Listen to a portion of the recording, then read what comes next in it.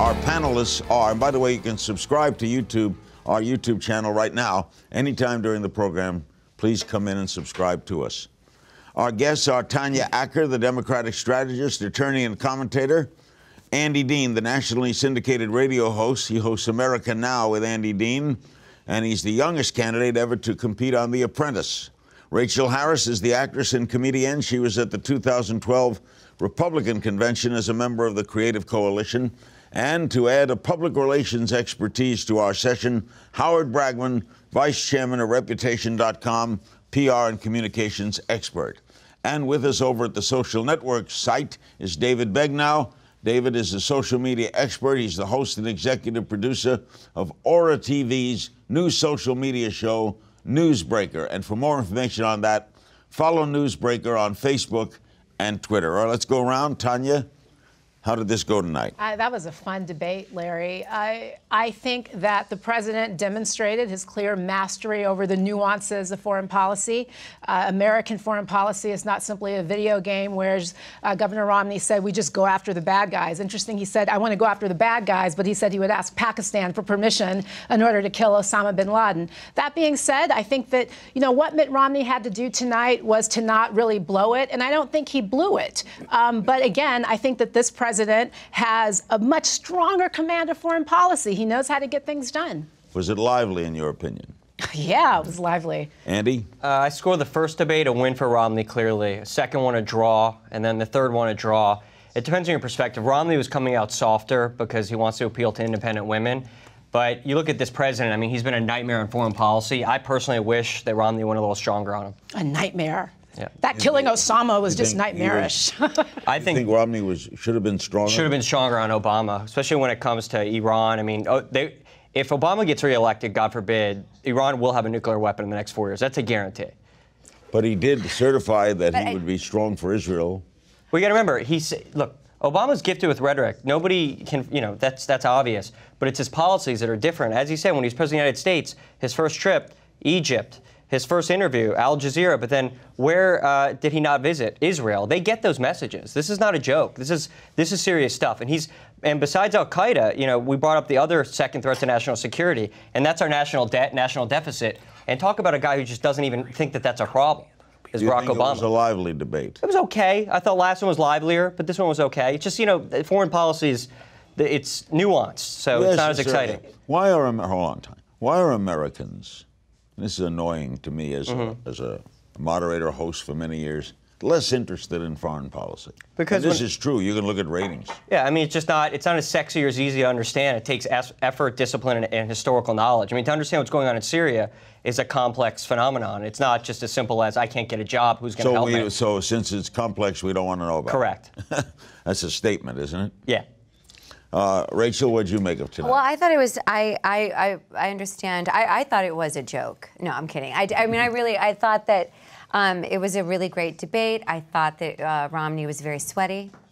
He was definitely, in my opinion, he was sweatier than Obama, which led me to believe that he was probably a little bit more nervous because he's not. I don't think either one of them sweated, let's be fair. Really? You don't think? You saw sweat? I saw sweat. Did you see sweat on I didn't see sweat. No, I didn't. Oh, I thought he was super sweaty. Okay.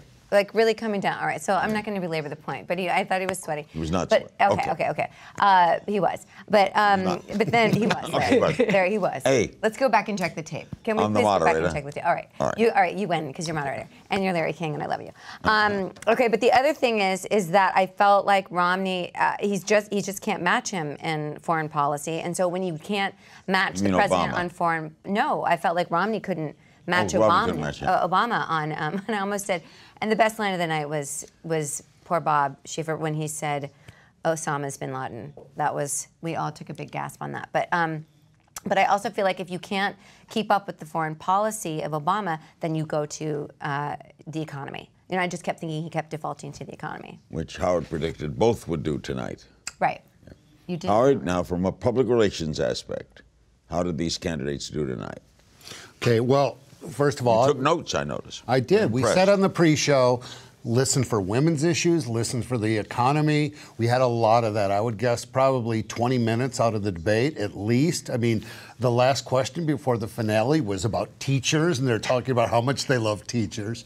So we certainly saw that coming. Something very subtle. The president had a breast cancer awareness bracelet on. I didn't notice that. I didn't notice sweat. I didn't notice bracelets. All right, go ahead, Howard. Well, you're wearing the pink shirt for breast cancer for October, so that's nice. Second thing is, we said up front that Romney had a very challenging balancing act tonight. Number one, does he agree with the president? He did in some spots. Or does he look like a more warmonger? And he didn't. He did not. He spent a lot of time agreeing with the president without saying he was agreeing with the president. And I think, as a couple people have pointed out, this is a president who probably spends 40 to 50% of his time on foreign policy. And he knows every nuance. Well, if any incumbent president would have an advantage over an opposing governor on foreign policy, just because he's dealt with it all for 4 years, and the governors don't. And the PR point of view, the line of the night was horses and bayonets. It went crazy on Twitter. This is not a game of Battleship. There were images already on Facebook, all over the internet about that. That's what's going to be the takeaway from this, from a PR point of view. Did Romney hold his own, though? I thought he didn't make any major gaffes. He didn't lose any. He didn't lose any points. If you liked Romney, you liked what he said. I do think the president was a little stronger. He comes in with some natural advantages. If you were undecided, would this make you more decided? I promise you, anybody who's undecided, I've seen the demographics of the undecided people. They're watching the baseball game or the football game. Well, I would guess this was the lowest watched debate. One, based on the topic, and based on the baseball game and the football game. The people who are undecided are the people who are not engaged. They're not debate watchers demographically. Maybe two guys in Toledo, though.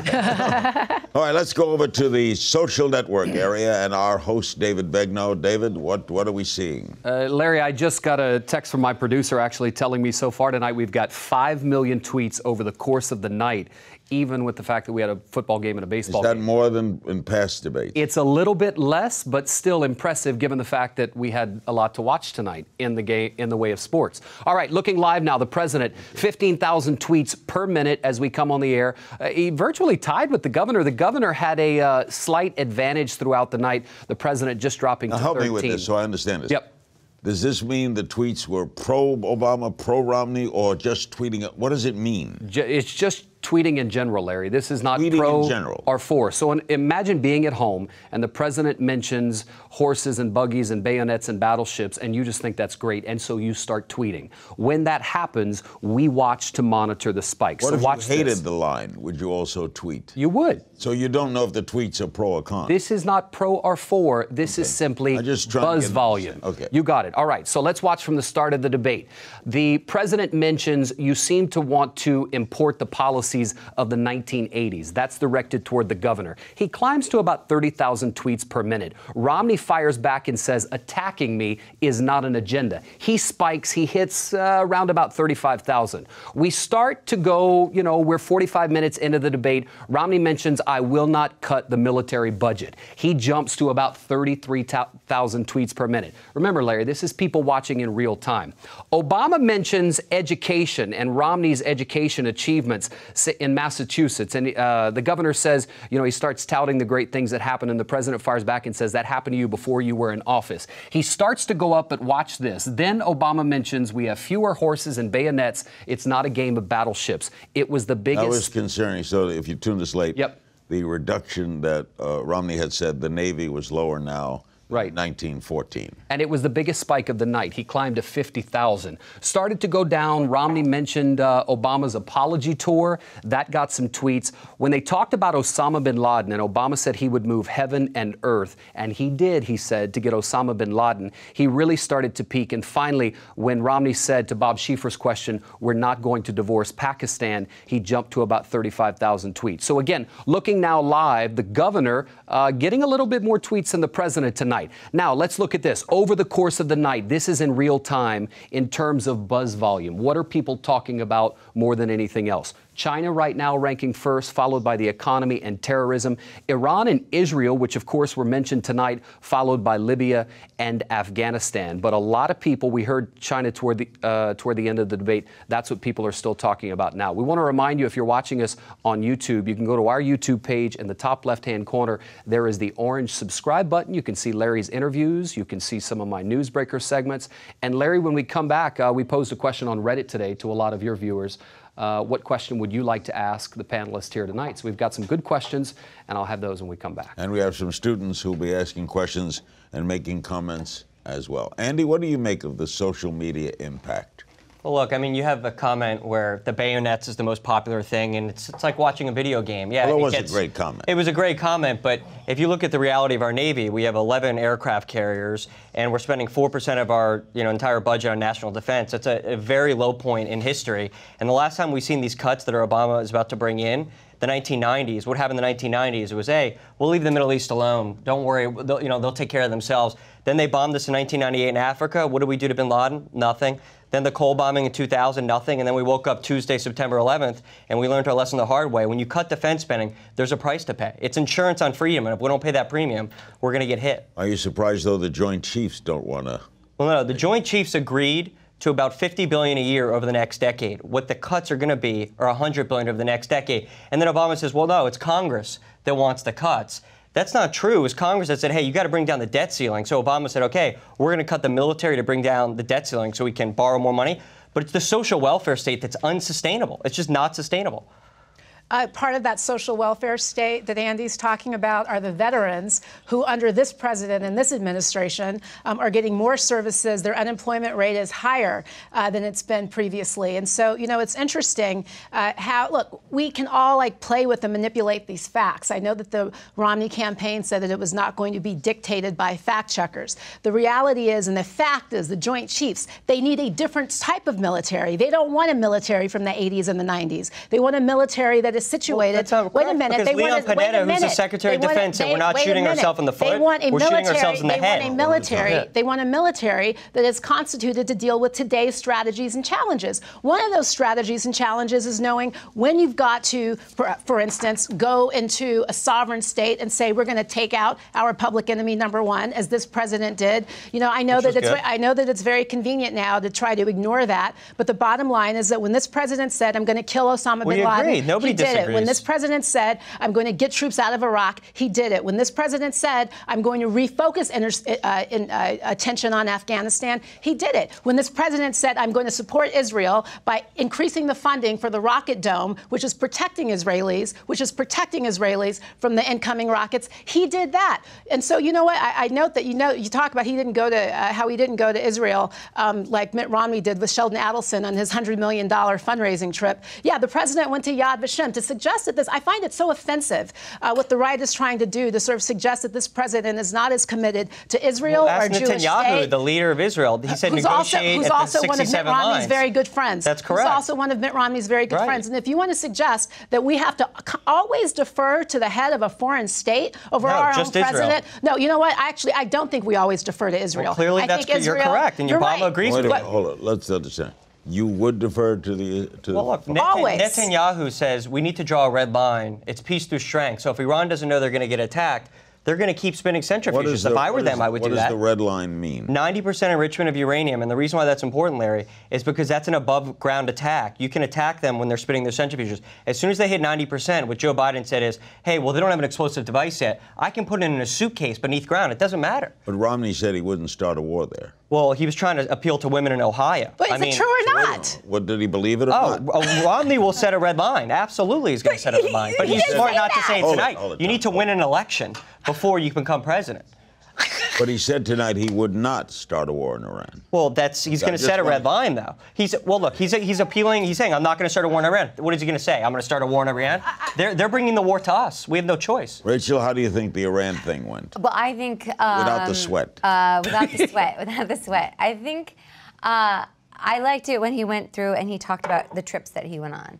Honestly, I'm not as schooled in all of the politics as everyone, but for me, just as someone who's watching, who is very interested in our presidential election, I feel like, you know, he sort of castrated Obama, is that the right word, when he said that when he was saying that he didn't visit Israel on his trips, and then when he went back and said that he did, all of the things that he had done with going through, with the personal things that he did, and speaking to the children, and going to these different places. He personalized. I thought that was really effective. And for me, do you think Iran was a wash? I don't think Iran was a wash. I thought that was a really strong topic for him. Howard? You know, I want to go back to a question you asked before. I'm a little off topic, and I apologize. You said, when did people stop caring about foreign policy? And what they did, and you were absolutely right, they both appealed to women in Ohio.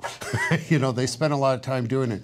And I remember as a kid growing up with the war in Vietnam going on, the day we stopped really caring about foreign policy is the day we got rid of the draft, and no one had any skin in the game unless we wanted to. Good point. And it was, you know, if you were a young man like I was, and my brother was draft age, you were scared literally for your life. Parents were scared, and they were passionate about what was going on.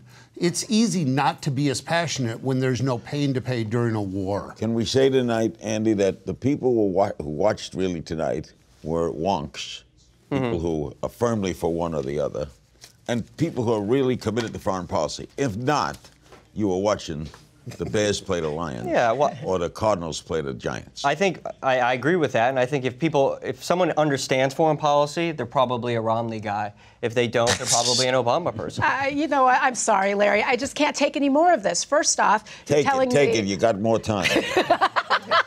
You know, but listen, I have to hear you say that Mitt Romney said something that he didn't really mean because he was trying to win an election. It's called politics. But he's the person who we should trust to be the commander-in-chief of the United States of America. I'm sorry. I want a president who says what he believes, who does what he says, and who doesn't say, I'm going to make it up as I go along simply so I can appeal to women in Ohio. If he wants to appeal to women in Ohio, be who he is, tell the truth, and mean it. So this whole, like, slipshod back and forth, I'm sorry, that's not presidential. Rachael? That's not statesmanship. I just want to say that I'm voting for Tanya. Right now, I know that for sure I'm voting for Tanya. Will you run with me? Yes, I would, happily. Larry, sweat. You also have to know it's the premiere of RuPaul's Drag Race, so gay America is watching RuPaul's Drag Race tonight. You're right. I don't know what that is. It's a huge show. It's a huge show. RuPaul's Drag Race. It's about drag queens, not drag cars. Well, I'm lost again. Andy and I are kind of lost. Really. He's young, I'm old, and I know. I was going to say, Andy, did you get a permission slip to leave class? Yes, my mom wrote me a permission slip. Because you look so, Thank you. Back to, we're having a lot of laughs because it's like, in England, they campaigned for 2 months. In America, I will guarantee you this, on the morning of November 7th, 2012, the discussion will be about who's going to run in 2016, what congressman will be reelected, right? Because we're 4-year campaigns in this country, and it's about time. Maybe we're glad when this one is over. David, back to the social network area. Larry, apparently you're pretty on point tonight. Emily just tweeted and said, love watching King's Things, grill David Begnaud about social media. All generations represented on Aura TV. Correct. There you go. Okay. Fans from Kansas City. So here's what we did. On Reddit, Larry, we asked thousands of people a question. We let them pose a question for your panel. So Cowboy Spencer writes in, I'd be interested to hear the panel's opinion on this. Currency manipulation by China and the amazing ways in which they inflate their GDP. How do we protect ourselves from the eventual collapse of China's economy? Aha. Anyone want to comment? Because that was above a lot of people. You know, I don't know the answer to that, but what I do know is that if China is really being posed as a big threat. It is a big threat, but if you look at what's happening internally in China, the middle class is not growing fast enough to support the expenses. There are becoming a lot of very rich people in China. There's a growing group of the super wealthy, but the middle class and certainly the large group of people who are at the bottom, they simply can't keep up. I think China is a threat, but I think that what we're also seeing is a little little bit of a deflation of the giant. But I don't know how to answer that. I can't answer that question. Okay, a couple things. You're a whiz. Go ahead. All right, with China. So their currency actually has been appreciating, which is good for us since 2005. So that's a small note that they've been actually coming. They've been seeing things our way. Their biggest threat to us is they steal intellectual property. They just don't care. So that's a big threat to us. And what can a president do about that? Well, and you can take things up with the WTO. It's a problem. But look, the other side, the flip side to that coin is that they're dumb enough, the Chinese government, to loan us money that we're clearly going to inflate away. I mean, they're a bunch of suckers. They're not going to see a dime of that back. So we have to just be careful because we have to understand that they keep financing our social welfare state. So you're saying we should take advantage of their being dumb? Well, it's a quid pro quo. They steal our intellectual property, yet they loan us money to then give to poor, obese people for health care. So it's complicated. If they don't ask for it back, why not take it? Well, we're going to inflate it away. Take a loan if they didn't ask for it. If the bank said, we'll give you $100,000 tomorrow, you don't have to pay it back. I take the money. Aha! Right. And by the way, Chris Christie's fat and obese, I just want to point out. and rich. True. So what about? That's kind of disrespectful. Well, no, look, it's Obamacare. I mean, well, you know what? I'm sorry. This Obamacare. That is really 47% you're talking about. No, really disrespectful. Why is it disrespectful? Why don't we even talk about economics? Every person believes poor people should have health care. I absolutely believe that. But how do we pay for it? What you're talking about is, hey, Andy, be a nice person. We're going to turn to Greece. And then what happens when people are outside supermarkets beating each other to death? You know what? Germany doesn't look like Greece. This is going to happen. You know what? Germany doesn't look like Greece. And Germany actually manages to provide health care for people, and to suggest that Obamacare is only about providing health care for poor, obese people is disrespectful. It's disrespectful to people. Super poor people. You may not know super these people. 10%. You may not know these people. You're appealing to the heart. No, I'm talking about how do we pay for it. I'm talking about the fact, you know, we all pay for it. Just because I believe in an America that is only as great as we're as strong as our weakest link, and I don't want to be in a place where kids can't get vaccinated. I don't want to live in a country where people have to choose. Correct, and your viewpoint is winning, and it's driving us to trillion-dollar deficits every year. Like in Germany? So hold on, let Andy respond. What's the other side? Okay, if you think they need health, right? You know it's costly. What's the answer? Well, first of all, the private marketplace is always the solution. Anytime government gets involved, whether it's healthcare, education, a bubble's created, or real estate, and it becomes an absolute nightmare. So government is never a solution. I believe in charity. Mitt Romney gives over half his money away to charity, and conservative people care for poor people. That's not the issue. The question is the bottom 10%, putting them into a government healthcare system. What's that going to do to the middle class? And it's going to drive all of them off their health plans. The option of not putting them into government healthcare is they go to the emergency room, which costs a lot more. Well, look, Larry, the other option is you can cross state lines. The other option is that you can, look, there are programs that you can give to the states that can put people on a lot of these programs. You're giving them... But you give the states the power, not the federal. Mitt Romney came up with a program that worked. The states are part of the government. Well, no, state, but not federal. Correct. States and localities can do it. Right, but schools should be run by states and localities, not by federal government. Let's go to a student. He is Darren Ramallo. He is a Republican, a UCLA senior in political science. Darren. My question specifically is about President Obama. Do we think that President Obama has really done everything he can to peacefully advance the Middle East, especially when considering the nuclear threat in Iran? Okay, do you think he's done it? Howard? You know, if anyone studies the Middle East, we have a great history of helping the wrong people, okay, including Osama bin Laden and many other people that turned out later to be our enemies. You know, it's not the World Series that's going on tonight or the playoff games. It's not clear who our friends are, who our enemies are. There's multiple allegiances there, and a lot of mistakes have been made historically. It is not black and white. And to rush in and start funding and sending really powerful weapons, they can end up taking down Americans, taking down Israel. So you have to be extraordinarily cautious in the Middle East. I think that's unfair. I mean, you're saying, oh, well, we were friends with Osama bin Laden. We were helping the Afghanis fight the Soviet Union, which was the right war at the right time. I mean, that logic is equivalent to saying, well, why feed a child if one day they could become a bank robber and a serial killer? How are you supposed to know that Osama bin Laden would have done what he was going to do 20 years later? By studying who the logic exactly the point I'm making. That's exactly the point I'm making. That doesn't make sense. No, it actually does make sense, because if you knew a little history, and I know you're a smart, youthful man. You're a smart, youthful man, but I think that your knowledge of history is not as deep as you seem to think it is. Because the bottom line is, when we were helping Osama bin Laden, yeah, true, we were fighting the Soviet Union, different different war. But if we knew who the Taliban were, if we knew that the Taliban they weren't born the second that the Russians finally left Afghanistan. You know, we need a president, and we need a foreign policy that's going to be attuned to nuance. Because you know what? Sometimes friends do become enemies. Sometimes enemies do become friends.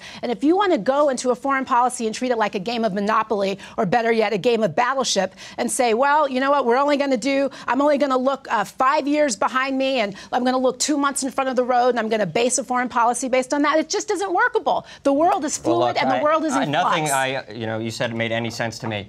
You need to learn how to argue an argument. I'm just saying, nothing didn't make any sense to me.